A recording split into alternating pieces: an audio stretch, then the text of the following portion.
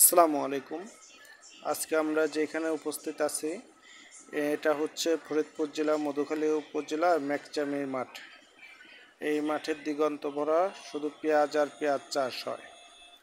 এই মাঠের এখন চৈত্র মাস, এখন পেঁয়াজ তোলার মৌসুম। কৃষকরা পেঁয়াজ তোলার ব্যস্ত সময় পার করছে। যদিও ঈদের সময় কৃষকের কাছে এখন আর ঈদের চেয়ে বেশি খুশি ফসল তোলা নিয়ে।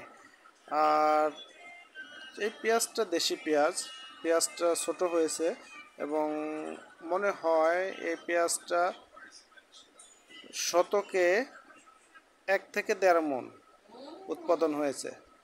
আর 1 মণ পেঁয়াজ উৎপাদন করতে কৃষকের 1000 থেকে 1200 টাকা খরচ হয়।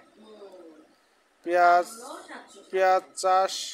পেঁয়াজ চাষে লাভজনক হয় যদি পেঁয়াজের দামটা 2000 টাকার উপরে থাকে। আর এখন তোলা শেষে, পেঁয়াজ ওঠানোর শেষে গাড়িতে সাজানো হচ্ছে। আর গাড়ি সাজায় এই পেঁয়াজগুলো নিয়ে যাবে বাড়িতে কাটার জন্য।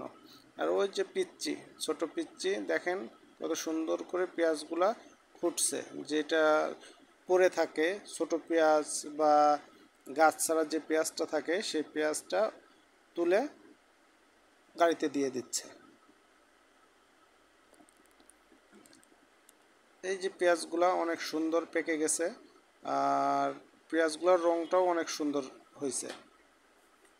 দিগন্ত ভরা মাঠ ভরা শুধু শুধু পেঁয়াজ আর পেঁয়াজ।